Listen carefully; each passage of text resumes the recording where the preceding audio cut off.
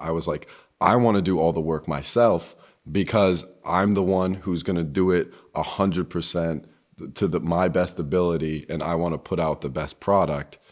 But that's learning steps along the way, is because you can't do everything. You'll burn yourself out, you'll go insane, and then that's just going to lead to more failures. Yeah.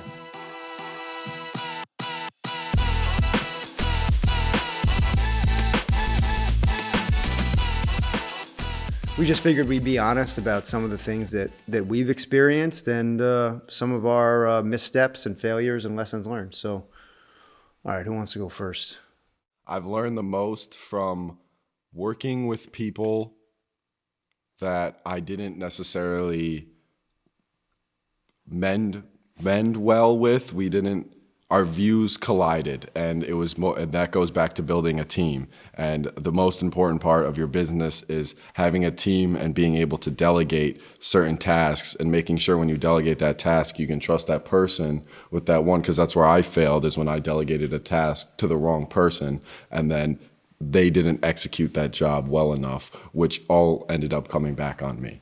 But I mean, especially for this podcast and these incubation projects, right? We have to go back further because most don't have teams. Most are sitting there by themselves with an idea, being told by their family and friends that it's never going to work, or that all you have to do is go show it to somebody and it'll be an instant success, right? So just go on Shark Tank. You'll be just go on Shark Tank. Yeah, I hear that all the time.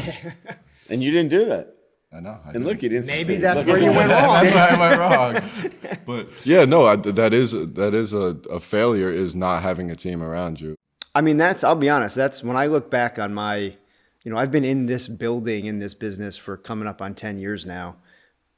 While I've done a lot of different fabrication and prototyping and worked with companies and some things that could be considered successful, bringing my main flagship product to market has been at least 5 or 6 year endeavor. And we're still not there yet. So I look back on that and look at things I've done wrong and failures along the way. And probably the biggest one for me has been exactly that, which is team building.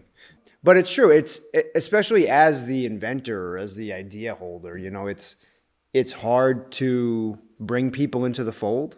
It's hard to delegate tasks. And, I've been in leadership roles in other companies before and things. And when it's not like your baby, I find it easier to, you like get that kind of one step removed where you can see clearly, all right, this person is mismatched for this role. Let me move this person here and there. But, at least for me, when it was my idea and my baby, so to speak, and it came down to, all right, how do I build the team? How do I bring people in?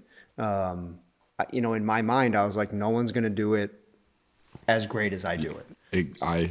Not to cut you off, but I had that exact same thought when I was going and bringing my idea to light and going like business competitions and traveling around. I was like, I want to do all the work myself because I'm the one who's going to do it 100% to my best ability, and I want to put out the best product.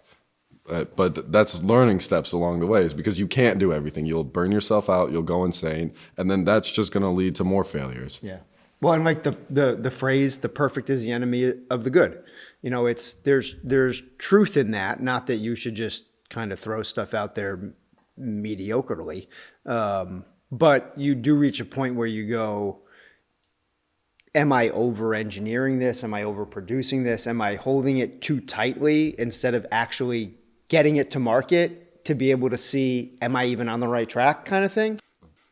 I won't say this a lot, but there's a lot of words of wisdom in there. So, from both of you, so I'll give you credit.